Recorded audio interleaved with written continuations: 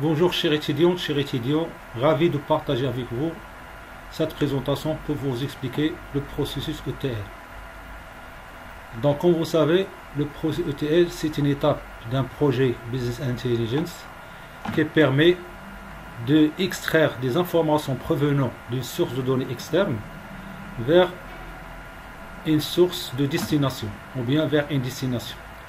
Comme exemple, on va prendre un fichier source de données externe, un fichier plat de type texte, et la destination c'est une source de données, c'est une base de données SQL Server. Donc je vais vous présenter d'abord la structure dans mon fichier source de données externe. C'est un fichier texte qui s'appelle Customers, qui contient les informations suivantes.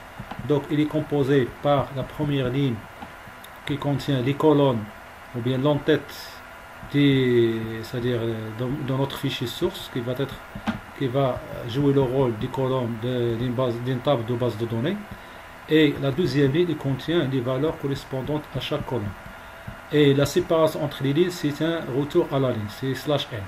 Donc maintenant l'idée c'est quoi? C'est comment je vais procéder pour que je puisse extraire ces informations provenant de cette source de données et de les envoyer vers une base de données de type SQL Server. Donc d'abord je vais préparer ma base de données de destination.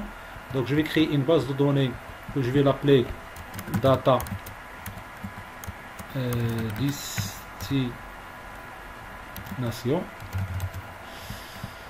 et dans cette base de données data destination vous allez voir donc il y a une table qui va être créée automatiquement lorsqu'on va faire le TL. Donc pour faire le TL, donc vous devrez aller à l'IDE SQL Server Data Tools de SQL Server 2014. Donc je vais choisir l'utilitaire SQL Server Data Tools for Visual Studio 2013 et je vais l'exécuter en tant qu'administrateur. Donc je vais lancer ce IDE, et après je vais créer un projet Business Intelligence de type SQL Server Integrated Services. Donc je vais fermer la page au démarrage et je vais créer un nouveau projet Business Intelligence de type Integrated Services. Donc je vais appeler ce projet ETL projet ETL BI. Je vais le mettre dans cet endroit et je vais valider. Donc une fois que vous validez votre projet, il y a un fichier qui va se créer automatiquement par défaut.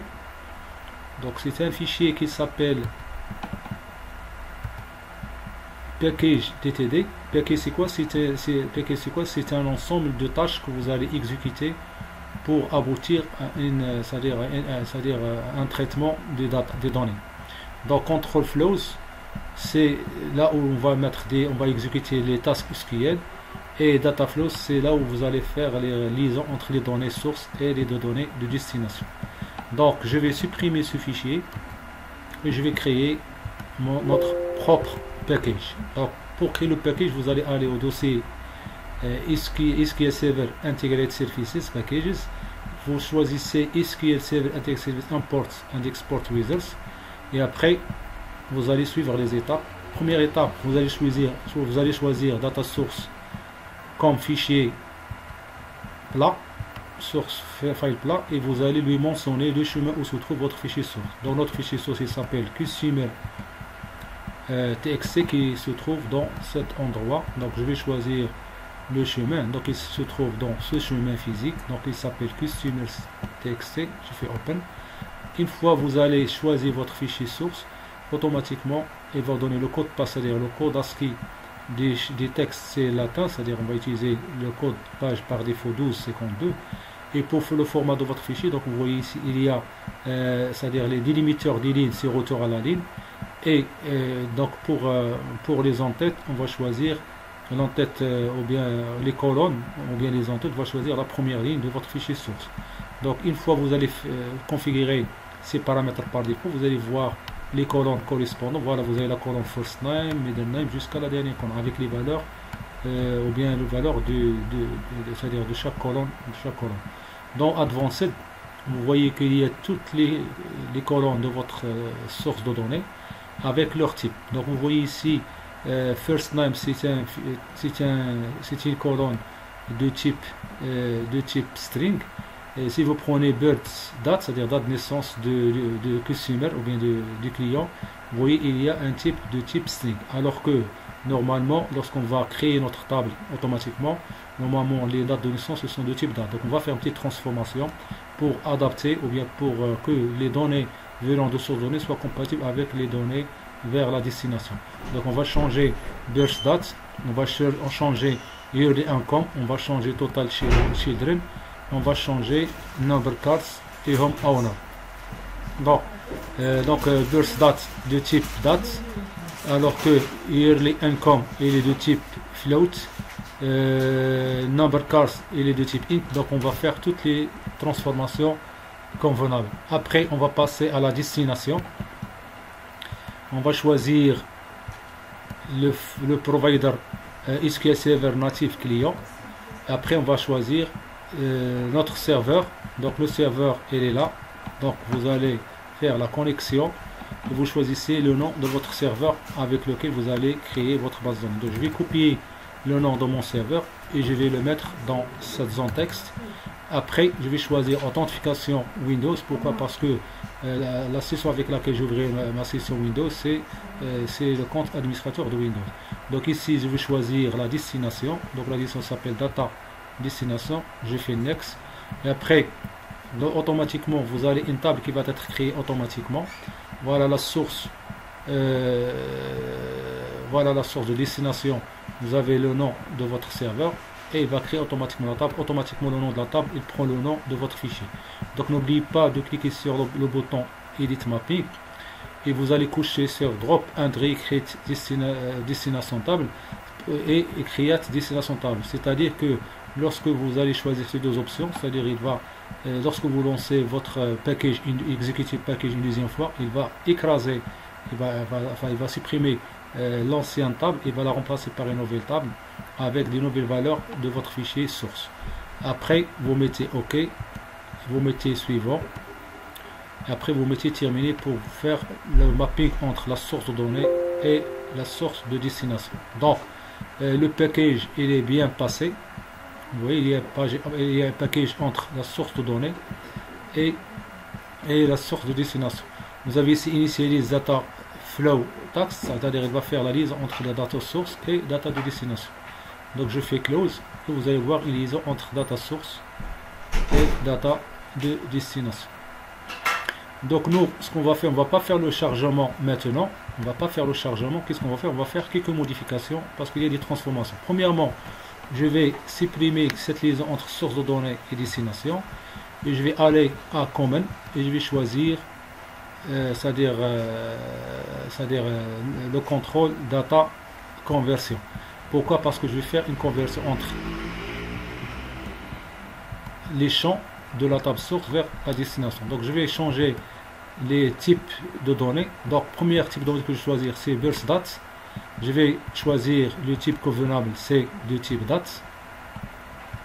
Je vais cocher aussi le champ yearly income. Je vais choisir ici float parce que les revenus annuels sont de type float. Je vais choisir float. Je vais cocher total enfant, c'est le nombre d'enfants. Je vais choisir int non signé, c'est-à-dire un entier non signé. Je vais cocher aussi number enfants à la maison, c'est-à-dire les enfants en charge. Je vais aussi choisir single byte insigned. Aussi il y a nombre de cartes. Je vais le changer par type entier sans signe. Et home owner aussi je vais choisir la même chose, single c'est-à-dire single entier. Et je fais OK. Maintenant je vais voir la correspondance entre les données de les champs de source de données. Donc vous n'oubliez pas de créer, pour passer au mapping il faut d'abord faire new.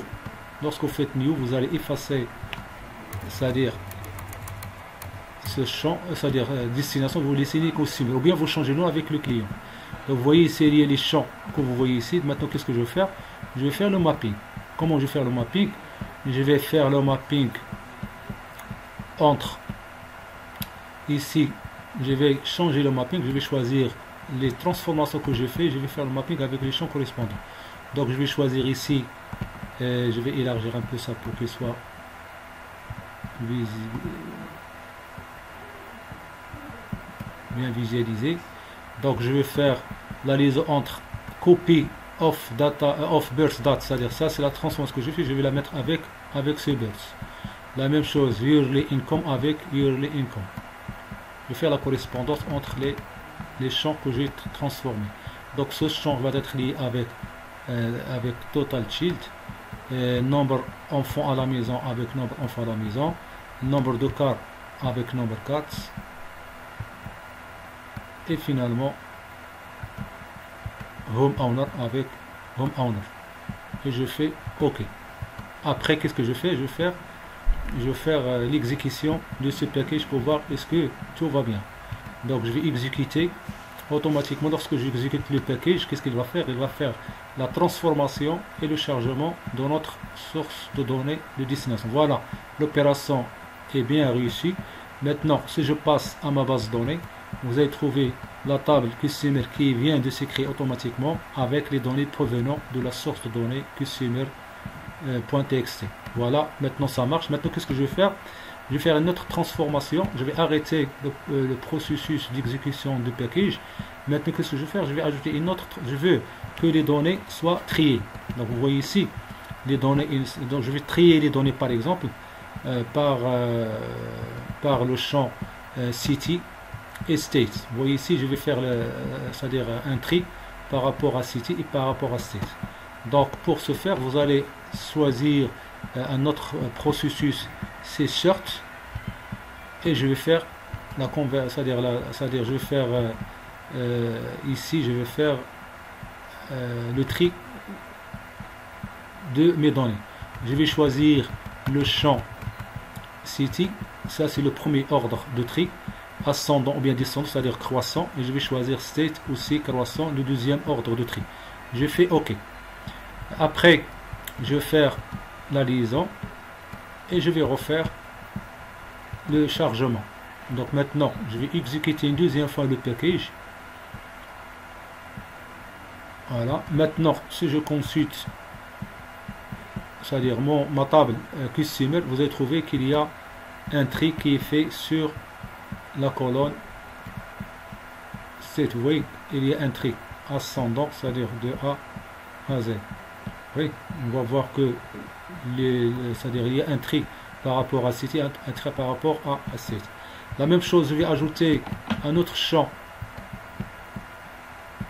qui s'appelle phone name, qui va être une concaténation entre la colonne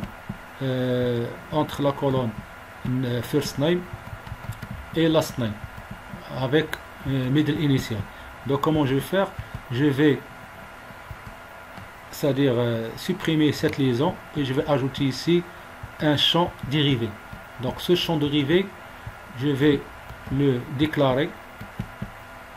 Je vais créer ici dans le champ dérivé, je vais créer un champ qui s'appelle full name avec l'expression c'est une concaténation. Je vais prendre first name et je vais ajouter un petit espace et après je vais mettre ici une instruction is nul si le champ middle initial est nul, alors je vais mettre un petit espace, sinon deux points, je vais prendre le champ initial et après je vais ajouter plus un petit espace plus et je vais le concaténer avec last name. Qu'est-ce que signifie cette instruction?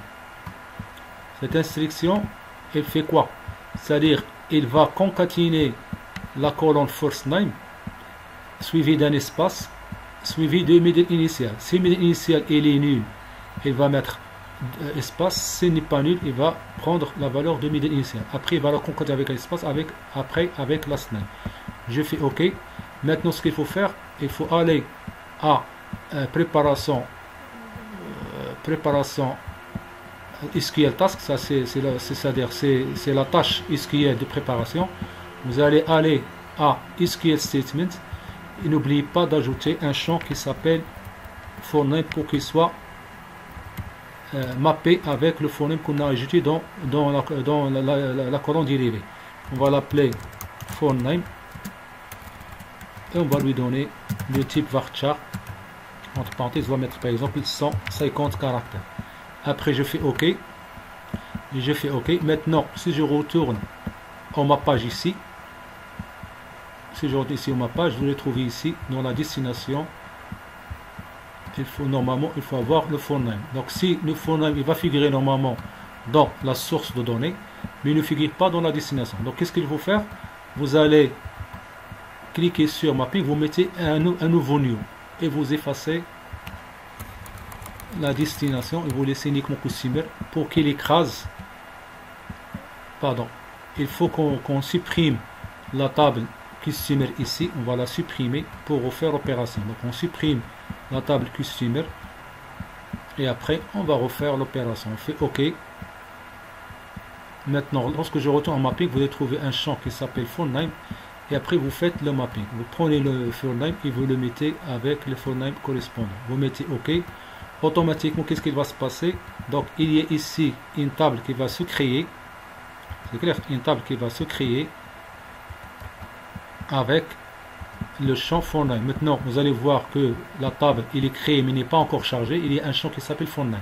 Donc, une fois que j'exécute ce package, vous allez voir qu'il y a un chargement qui est abouti. Donc j'exécute le package, automatiquement l'opération est bien passée.